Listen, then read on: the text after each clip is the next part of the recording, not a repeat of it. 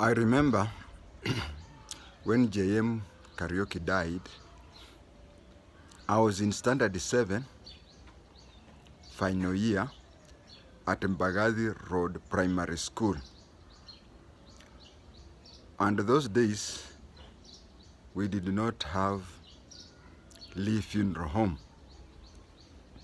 So the city mortuary was the one that was handling things. It is said that Charles Njonjo, after noticing prominent people being dealt with at city mortuary, turned to the management of Nairobi Hospital and told them to organize for a place suitable for people with pockets. And that is how Lee Funeral came. So that time we only had the city mortuary, and I was schooling at Mbagathi Road Primary School, standard 7, final year. We are the people who used to do CP, not KCP. So I was at Mbagathi Road Primary School, the nearest school to city mortuary. I'll tell you what happened at city mortuary. But first, the first information I received on JM Kariúki was when the government said through the Vice President, Daniel Toroitich Arap Moi, that JM Kariúki had gone to Zambia. I remember his family calling a press conference and showing his passport. And they said that JM Kariúki cannot travel out of the country without his passport.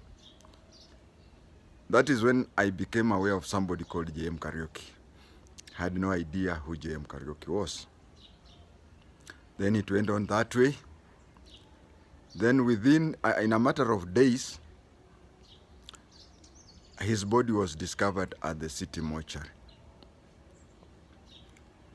City mortuary being next to the primary school that I was in, the tension was there. If you know where Forces Memorial Hospital is, or where Mbagathi Road Primary School is, and where city mortuary is, then you know it is very near. There was a lot of commotion, there was a lot of noise making. And as a student, I'll tell you how I felt. In any school, we have teachers who are known to be very harsh. Teachers whom we all fear. And we have teachers who behave like grandparents. This is what we saw, or this is what I saw. We had teachers like Mr. A.B. Kamau, Mr. Ndegwa. Wale wakali, wale wanatetemesha hata dragon. That day they were literally shaking. Kama watoto wadogo, 1975, I was 14 years. I was not even 14 years because I was born in July. So I was remaining with 4 months to reach 14 years. You can see how I was being entertained seeing our teachers shaking. There is one thing that students like, being told to relax. We were told, no teacher taught us anything. And teachers would come and tell us, study this or study that. But this time, teachers were shaking like leaves. And they're saying, read anything, just read anything. And they were begging us. As a 13-year-old child going to become a 14-year, I enjoyed the scene. I hope somebody would have taped that. They were begging us, they were shaking, they were pleading with us. But very interesting enough, they were craning their head over the fence to see what was happening along Mbagathi Road and Mbagathi Way. This really entertained me. This really, not knowing that the country was in real danger. After growing up, that is when I came to appreciate the work of a teacher. I have never met those teachers from that time, but I believe that a teacher, so long as a student, especially primary school, as far as the student is within the fence, the teacher would lay his or her life for that student. So that is what these teachers were doing. But being children, we enjoyed the scenery. And when they left to go and sit in the staff room, we could start joking. Angalia vile Mr. Ndegu alikuwa nafanya. Angalia vile Mr. Kamo alikuwa nafanya. We started enjoying that without knowing that they knew that the country was in real danger. They went out. They were asking people where they came from. Ni wangapi wanatoka Kenyatta Estate? Watu wanabeba mikono juu. They carry those students up to the gate. The Kenyatta Estate was not fenced then, but they crossed Mbagathi Way and reach where the fence is here. And then nyumbani na msitoke kwa nyumba. Wangapi wanaishi Kibira? That way, that way. We who stayed a bit further, like Madaraka, we were the last to do that. But before his body was discovered, there is something that I did not understand then. But I came to understand by virtue of having worked with the intelligence.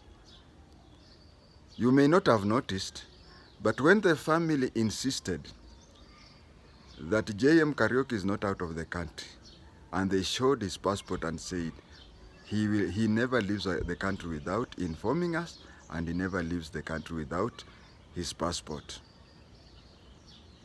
The government took out a notice and said, anybody finding JM Kariúki, kindly report to the nearest police station. And we are appealing to JM Kariúki himself, wherever he is, if he hears us, kindly go and report to the nearest police station. Why should he go to the nearest police station? Police station handles criminal matters. Why didn't they say report to the nearest chief, DO, or administration office? I later came to understand there is this Nurjin, the lawyer, whom we were featured in the same tape on KTN about the same JM Kariúki. And he was saying that the government is so non-original. They do the same trick year in and year out. So even though I keep on insisting that nowadays it is really hard for political assassination, but when you find a prominent person being asked by the government to go and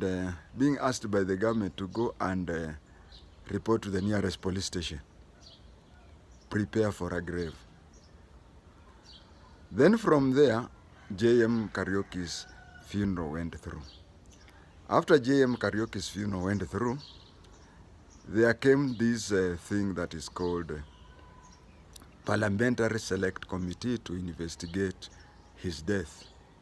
The chairman of the Parliamentary Select Committee was Wasike Mwangale. Elijah Wasike Mwangale. The vice chairman was Mark Mwithaga, and others and others and others. What I want to say, it is after this thing that the government, you know, there's this thing that nowadays you call domestic violence. There's a time that Mark Mwithaga had beaten up his wife, and his wife reported to the police, and there was an OB number. The mistake that the wife had made after they reconciled, she never went back to the police to withdraw the case. So they went, picked Mark Mwithaga, jailed him, and in the course of jailing him, the wife wanted to go and give evidence and say, but she was told utafuata. And for those who are millenniums will not understand, but those days We remember there's a time when a farmer was said to have contested for an election against Kibaki as the chairman of KANU in Othaya. And then when the farmer said, but I was not even a candidate, you know, when someone loses an election, he's told, accept the defeat with humility. But this farmer was told, accept the win with humility. So those days, anything could happen. So after during that commission going around, you know, my father, I don't know Mr. Lando. I don't know when he started buying newspapers, especially Nation newspaper. Because the time I can remember was when I was in Standard 2, 1969. He has always bought a newspaper daily. So those days there was that newspaper which was carrying out a report on how those people had visited left, right. So my father would come with it in the evening. The following day I would go with it to school. And when there was no teacher, or even after break, I would open the newspaper and people would round out, and I don't know what we were even taking there, but we could read that and whatever, but our knowledge then was so shallow that maybe. Then one day, Mrs. Okello, our science teacher, Mrs. Okello came, found, Kwatenge. You know, those days I used to be called Kwatenge, not Khwatenge. So he said, Kwatenge, every time you are reading a newspaper, you'll become a politician. I did not know what a politician is. When she left, that thing was at the back of my mind. When she left, I went to a dictionary, looked for the word politician. Whatever was described, I didn't understand. I just left her that way. So I never, okay, everybody's a political, and in Kenya, politicians are taken as those people who offer themselves as candidates I've never offered myself in any political seat, but I'm very active in following politics, especially having trained as an intelligence officer. Viewers, that is my short preview on how I heard about JM Kariúki's death while as a student of Mbagathi Road Primary School. Coincidentally, the nearest primary school to City Mortuary. Coincidentally, I am a nephew to Ben Gethi, a nephew in such a way that a young inspector by the name Ben Gethi told an agent of his who was a constable, Lando, that wacha nikupeleke kwetu ni kuintroduce kwa mtoto ya Kuguru. Then it is him who introduced my parents to each other. I say, but Kuguru is not my real grandfather. Is that Mrs. Kuguru and my grandmother are sisters, and when my grandparents were arrested and taken to prison as Mau people, Mrs. Kuguru brought up and educated my mother. So she is what in Kikuyu they call Shoshomonini, and she's my mother's adopted mother.